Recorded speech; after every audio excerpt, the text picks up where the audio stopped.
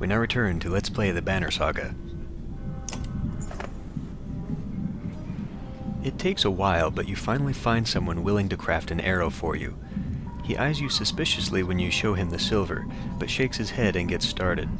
Alette watches, the smith's fire reflecting in her distant stare.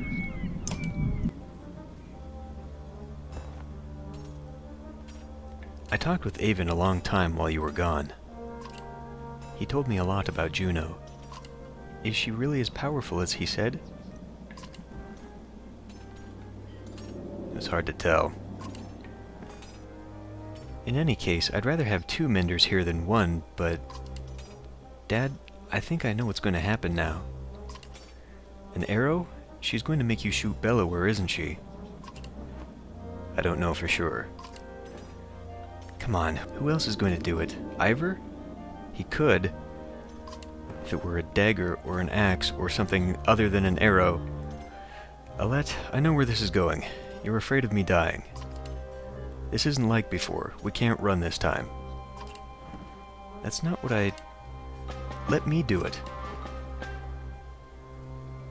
What? Why not? Because you think I'll get hurt? Yes. What do you do when Bellower comes straight for the person holding the only thing that can destroy him? Let me speak. Everything's changed. Skoger feels so long ago. I'm not asking because I'm afraid of losing you. I'm not afraid of anything anymore. Let me do it because you know I'm a better shot. Doesn't matter. I have a better chance of puncturing his armor, no you don't. We only have 1 shot. I'm not a child anymore. I'm not just some girl. I'm your daughter. I can do this. For once, let me decide what happens to me. No, Bird Lady said I need to do it. She stares into the firelight. You wait for the tears to come to her eyes, but they never do. Just promise. Promise we'll be together. You sit by her side silently until the smith finishes his work.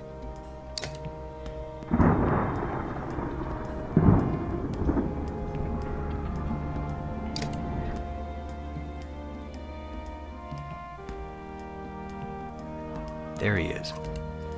Juno is in the middle of an animated debate as you approach, the arrow in your hand. There is little time left. Bellower knows we're here. You think?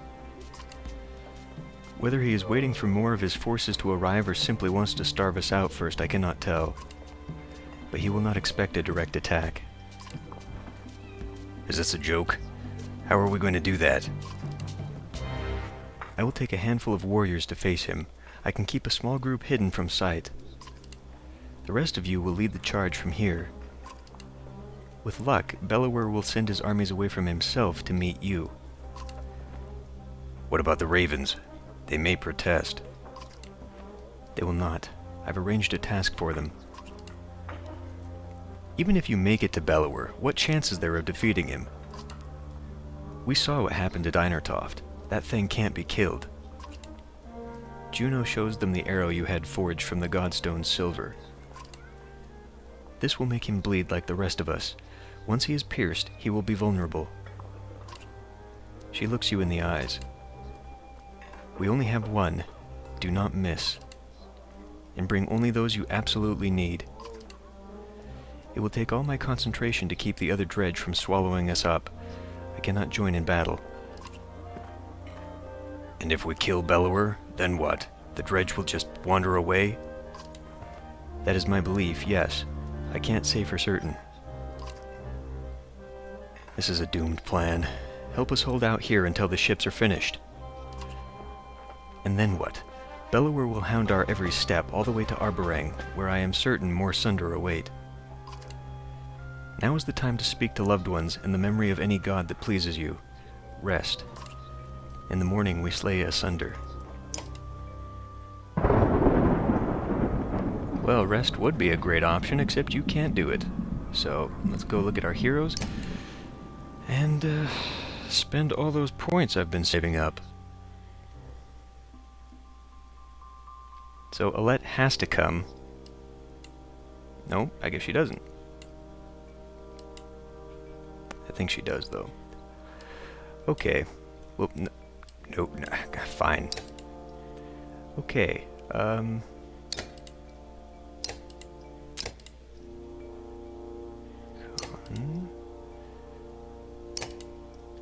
I am just blessed with a plethora. First of all, I guess I should weed out who can still be upgraded. So Hakan can still be upgraded to the final point. Probably Gunnulf, so I'll have a couple level 5s there. Avend, maybe I don't need him to come. Okay, well, let's go ahead and get the promotions out of the way. Rook is going to take, what, 15? Actually, he could probably go all the way, so that'd be 35 from him. If I got them, that would be 3. That would be a lot of points spent into them, though.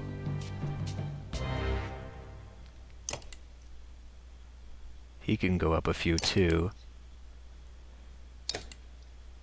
Moger probably as well. Alright, let's get these guys up to 4. And I'll see what I have after that. I'm tempted to use him to break the armor, but I think he'll be more use if I just put him in the strength. Although, that's 3 armor break. Let's hold on to that. Should I waste it on Ivor? Because I might just be able to, well...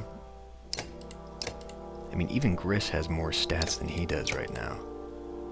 Although he's got a hell of a lot more willpower, so that makes him useful. I could still promote Rook to the next level.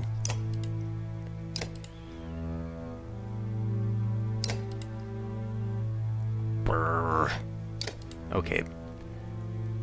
That's 60, so that leaves me 30. Which would give me 25 if I got him up to 4. That is an awful lot to just throw in a couple of guys. Maybe I should just leave these guys at 4 and spend the next getting the rest up to 4. Although putting 2 into him would get him at 17. That would make him very powerful. I also need to consider that I'll have the -2 penalty, but I won't worry about that. Getting Bercy to 14 would be okay. He'd still be less than Gunnulf. I definitely think I want Moger, and I should probably put those points into this, so I can use him as the armor breaker. So let's promote him. We'll do that. I can also give him Gunnulf's item. So now Moger will be my main guy for the armor break. Just got to keep him alive. So I have to keep an eye on him there. I can't just send him straight forward. In fact, I'm going to need to keep him back just a little bit. He will be very useful against Bellower. Okay, well, there is +2 will on rest. That might be useful for Avend if I decided to actually use him. He might be useful just so I can keep replenishing the armor of a bunch of people. Okay, so now if I want to get these guys to their level 5s, that'd be all their points. Let's promote Ivor. Wait a minute, is that a good idea? Because he I mean, he would have a lot of... Yeah, I guess.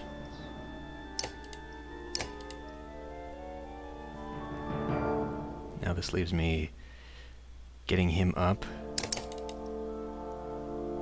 Do that. And I will give him... Maybe I'll give him an armor item.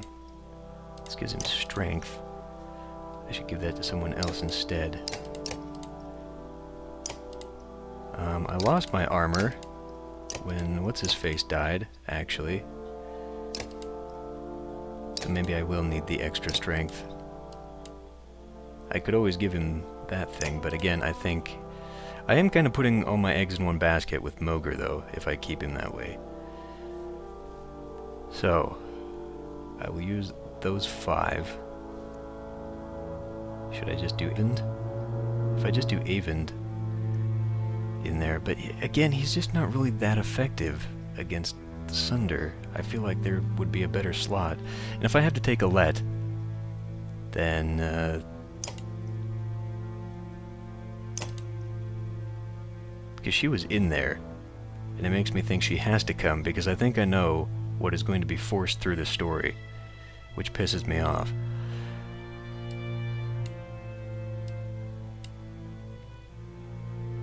Maybe...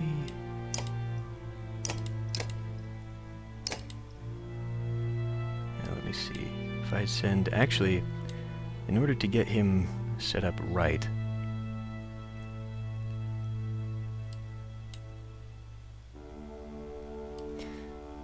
Alright, I'm going to see if it will let me do this. Alright, well, I am forced to take Alette, so we need to get her up and useful.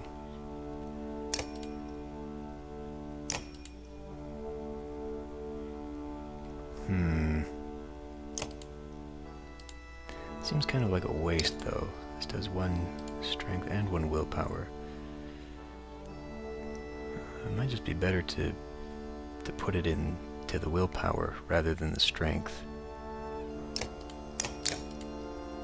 And then this +1 should give me the 8. So with the -2, that'll be 6. So I can at least do 4 armor break with her. Okay. So now, who do I replace? Who do I replace?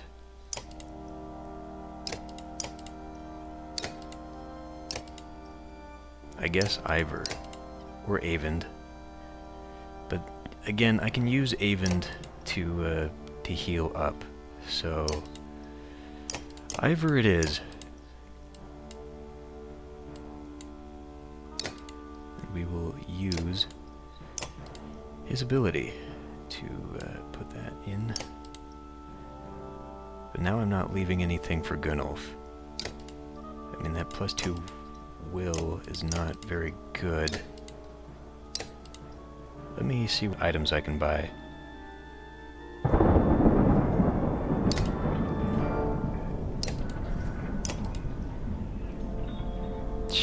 Well, there's the +1 armor. But if I use that, it takes 30 to upgrade.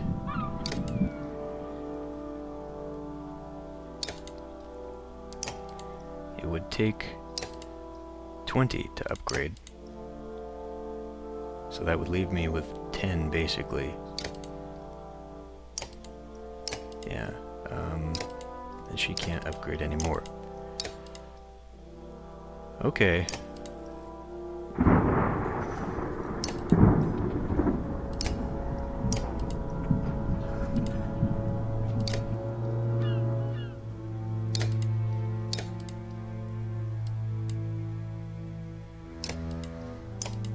So, should I bother with Rook, or should I really get one of these guys up?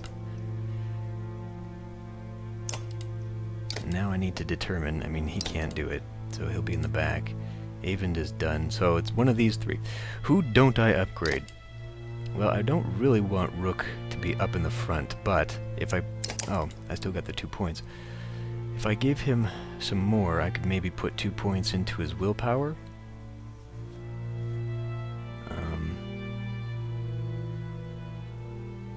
Because he will sort of need that.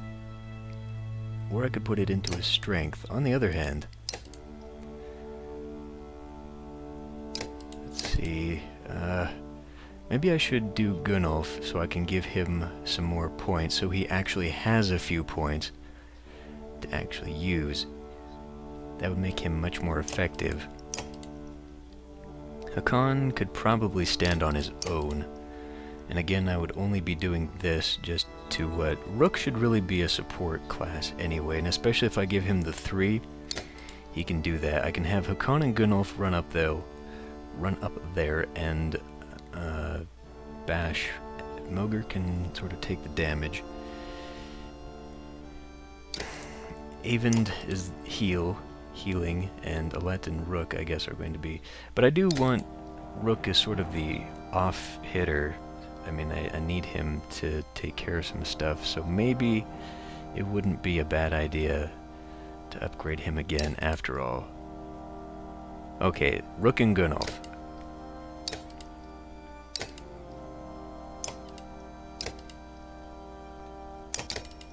I'll put those 2 in there, even though it would be more effective for him to actually have a lot more stuff, but whatever.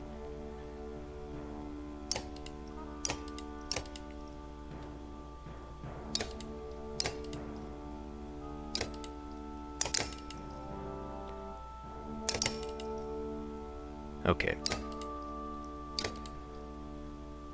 This helps him dodge. I've been hanging on to that the whole time. +1 willpower. I could just switch that out, actually. This would give him a rest. Maybe I could have actually used this after all. Because the willpower would have helped out who... Willpower would actually help him out a lot more than this dodge.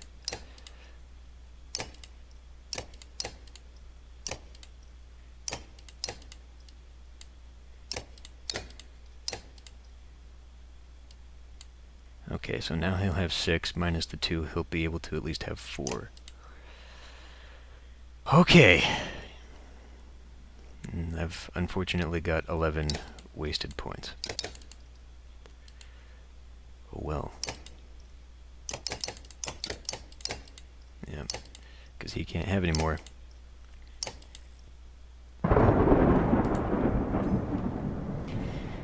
Here we go.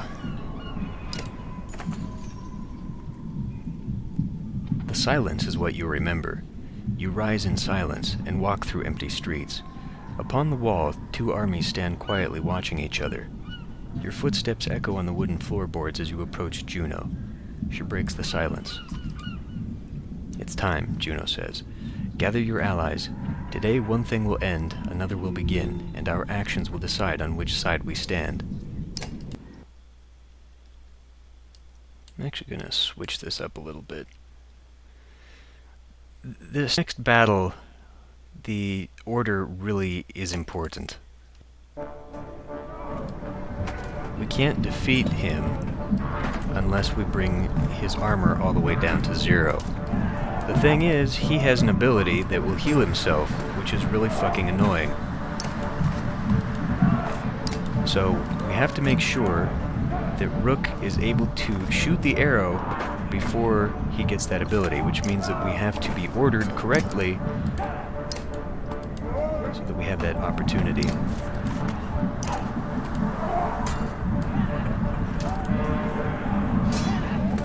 Okay. I could have Rook run in there, but I think I'm just going to have him wait. We will have this guy come to me. Okay, there he is. Let's run in there.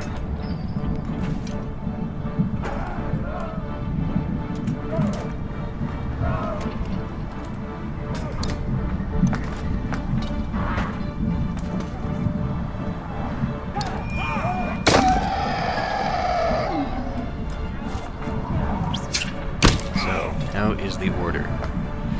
We do have a chance here. We've got a good chance. He doesn't have an attack until way late. Moger should be able to take his shields down. If not, maybe I could leave a little bit of room for Avend to get in there. Okay, what I'll do, I'll have Hakan move in here.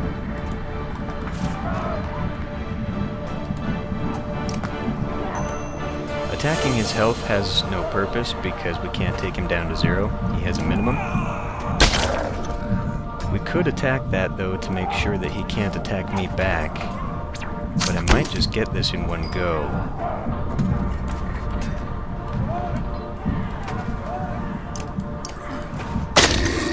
Rook will have an opening there, and we can take him. That's really going to make this a lot easier. And it's a good thing that worked, because what I was going to do was have Moger over here, so I had at least one way to get in there, one side to get in. Instead, I'll just have Avent come up here. I guess I could have him attack just to weaken him, but I think we're gonna get this.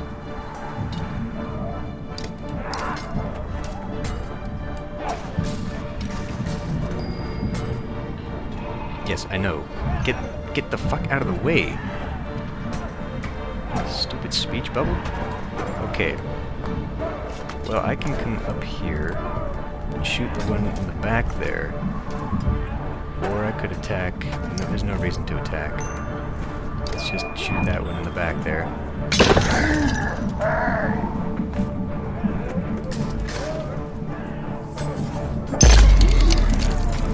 That hurt.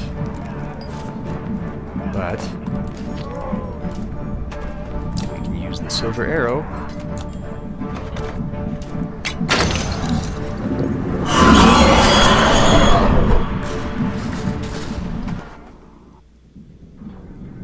It rarely goes that well.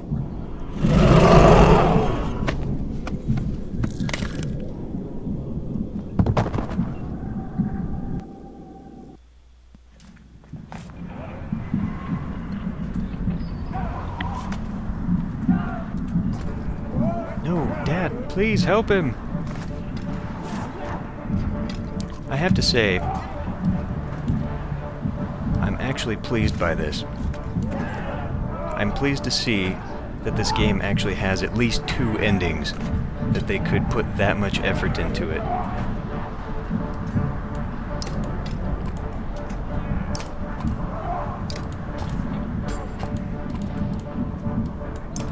Because up until this point, I was pretty sure there was only one story the whole damn time, and in fact, we don't want to do this.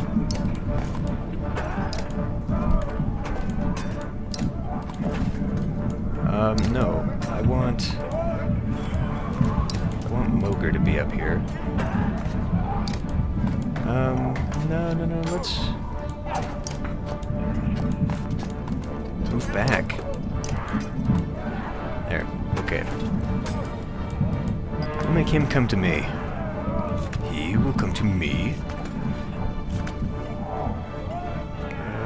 Okay, we'll get pushed back 1. He uses his screw, which he does, because he's a jackass. But now we should be clear to move forward.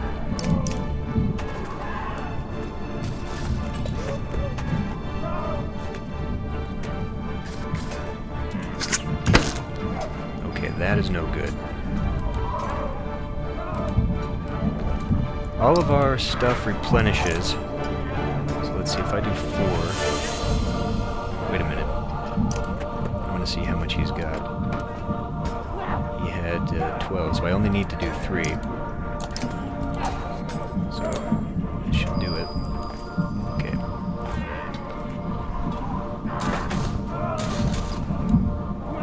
Yeah. And as she's saying, he will now respond to every attack we make. So, every time we hit him, he's going to get a counterattack, which is really bullshit, but we need to be aware of it. And make sure that everyone is in place. Of course you would get in my way, you motherfucker.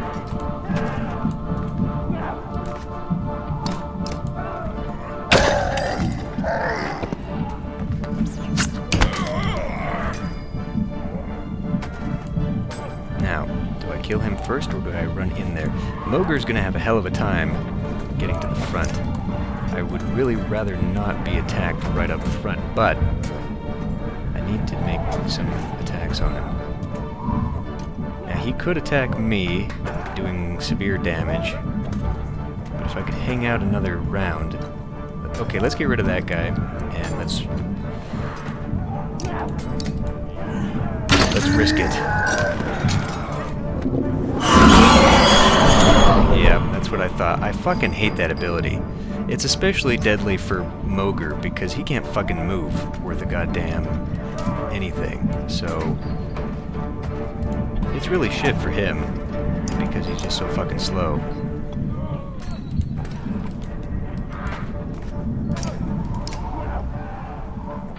Don't go fuck yourself, lady.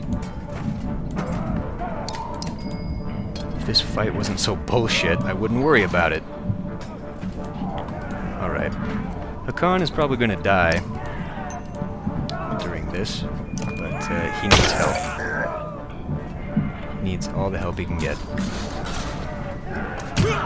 What the fuck is that? What is that ability? Who the hell has that? Why does Avent have that? What is that? Well, this should be a huge help right here. Looks like I could give him one more.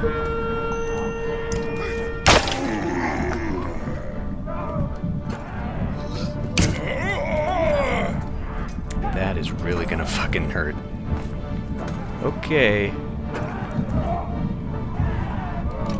I guess that's his ability, is what it's saying. But why was Avent highlighted for that? Now, I do this and he's going to attack someone else. He's still going to attack. He'll probably take out Gunnulf. He'll attack regardless.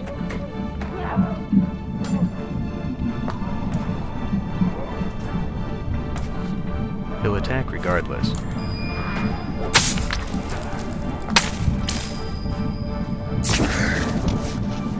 So we can do this. We could have done this.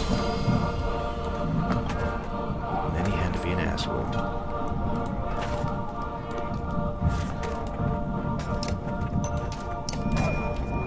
Okay. Gunnulf, sadly, can't do jack shit right now. Because he's dead. But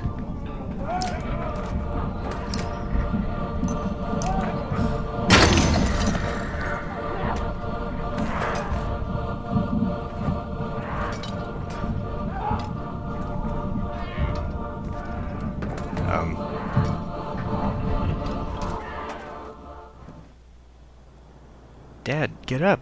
Get up! Help me! Where are the menders? Hush, child. Look at me. He's beyond their help. Put up your hood. You are alive and we must go. I didn't know she had a hood. You're only barely aware of the surrounding chaos as Dredge flee from Varl warriors who push their advantage. Alette, become someone else today. There is time to be Alette another day. I will carry Rook back to the city. He will be honored properly, I promise you that. Come now.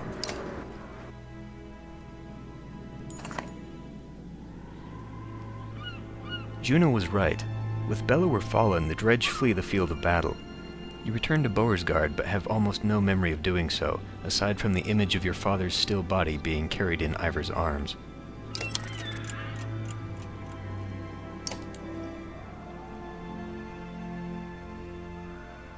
So we should have the time we need to finish the ships.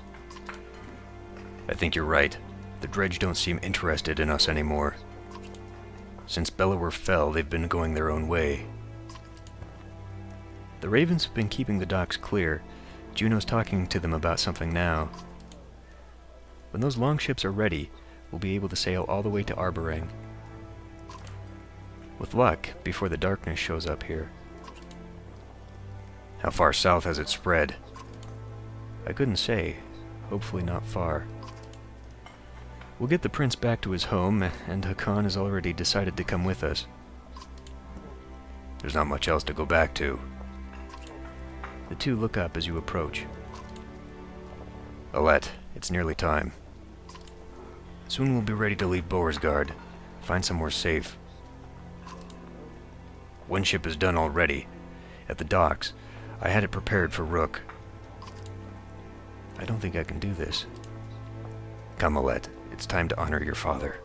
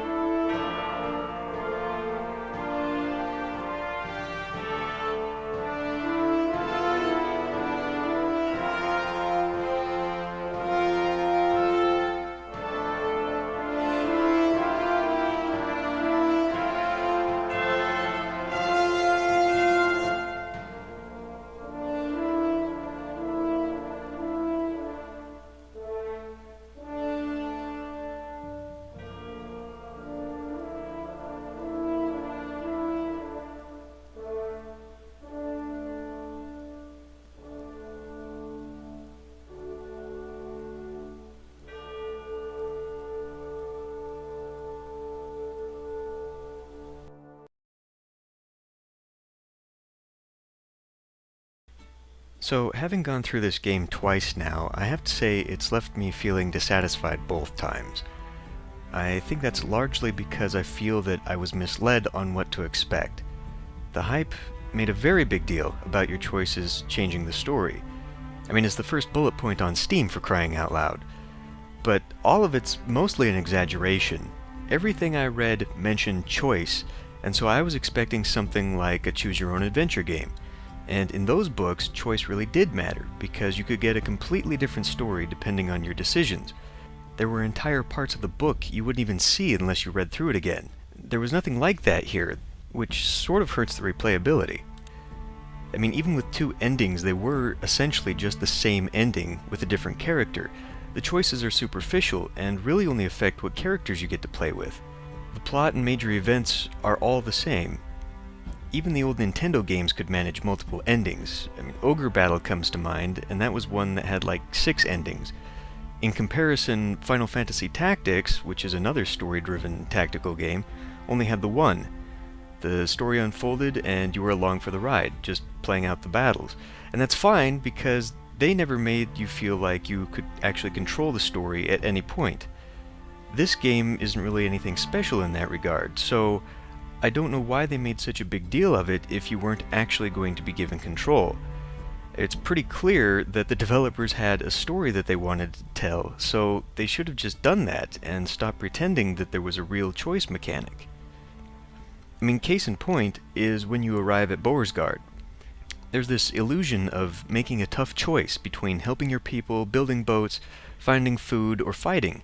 But since the story is destined that you will not escape and have to fight, then the other stuff is meaningless. It's a waste of time to do anything but fight and build up renown for the final battle. You know, I disagree with several design choices in this game, but I think the most worthless mechanic is actually the supplies. I didn't realize this until far too late, but buying supplies is a complete waste of points. You don't need them. If you don't have any supplies, people die, but they're not really important to the gameplay whatsoever. All that seems to happen is that your morale goes down and you suffer a penalty, but if you save your points and build up your heroes and get them some good items, you can basically offset the effect of that penalty anyway.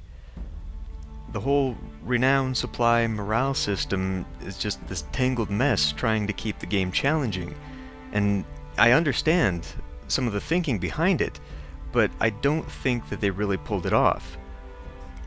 And the story has some meaningless choices as well, like losing the cart of gold over the cliff. Well, so what? Gold isn't good for anything, Grofheim burns so you don't need it.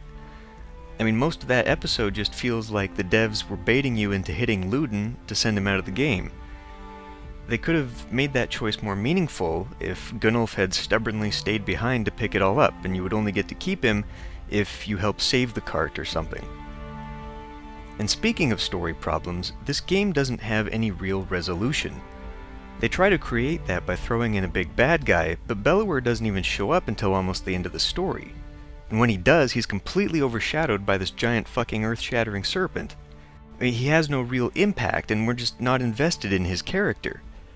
I mean, imagine Star Wars, right? Imagine if they didn't bring Darth Vader in until almost the end. Like, right before the Battle of Yavin, they're like, okay, we found the rebels, we're going after them, now let's bring in Darth Vader to crush them. I mean, watching that, you'd be like, okay, well, who the hell is Darth Vader? Defeating him wouldn't mean as much. What they should have done was introduce Bellower at the beginning, like during the invasion of Skogar. And Rook sees this red giant directing the dredge in the attack, and he doesn't know why this is happening, you know, what's going on, and you have to run away and escape from them, and eventually you meet up with them again at the bridge, and it's like, okay, now we get some payback, but you lose that battle and you have to run again, and then, you know, can he be defeated? What are we going to do? And then you're finally cornered in Beauregard, and it's the final fight, and Rook sacrifices himself and finally defeats Bellower.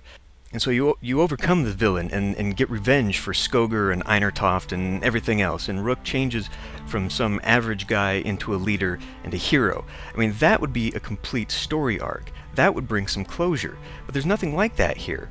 This asshole just shows up out of nowhere without any basis, and the victory feels empty. Because that's what Star Wars does, right? Darth Vader is right there at the beginning, this ever-present evil the whole film, and in the end he's defeated. He's not dead, and the Empire is still there, but it's a victory. And Luke goes from just some farm boy to a hero, and the audience shares that celebration because it meant something. But really, the only reason Rook is even in the final battle is because Bird Lady said he had to shoot this arrow. I mean, it didn't have to be an arrow. It could have been a dagger or an axe and given to someone like Ivor. Then there could have been closure with him. This guy running from his past tries to make up for it on the bridge by being brave, gets his ass handed to him but survives, and then in the end he gets another chance to prove himself. So he goes out there, defeats Bellower, and proves that in the end he was a hero after all. I mean, even that would have been a resolution. You know, apparently this is the first chapter in a planned series, but that's really no excuse. And I've seen that. When anyone complains about the ending, there's always someone defending it saying, this is just the first part. You still need to resolve the story. I mean, this isn't the same as a TV show. Each game is a self-contained plot. If you look at StarCraft 2 or even StarCraft 1, each part, while a chapter of the whole story, still has closure. Even for an Act 1, it just doesn't feel like we've really accomplished anything here. But that's how I feel anyway. I will give the game credit for appearance though. I mean, the artwork and the music, which I cut out and replaced, are fantastic, and the whole world and setting is interesting. And I can also appreciate the developers trying to stay true to the old epics in that they usually involve tragedy and the hero dies. I mean, an unhappy ending is pretty uncommon in entertainment these days. But it was a good effort, I guess. I just hope that if they do make another one, because that's the gamble, isn't it? The Telltale games, like The Walking Dead and such, are episodic, but they develop them all at the same time so that you know they'll all come out. This was made by an indie studio and funded by Kickstarter, so who knows when the next one is. I mean, that's part of the reason the non-ending is so unsatisfying. It isn't like Chapter 2 is right around the corner. This game really needed a solid conclusion leading into it. But if they do make another, I hope they either expand the choices to involve multiple storylines, or are just a bit more honest about what you can actually change.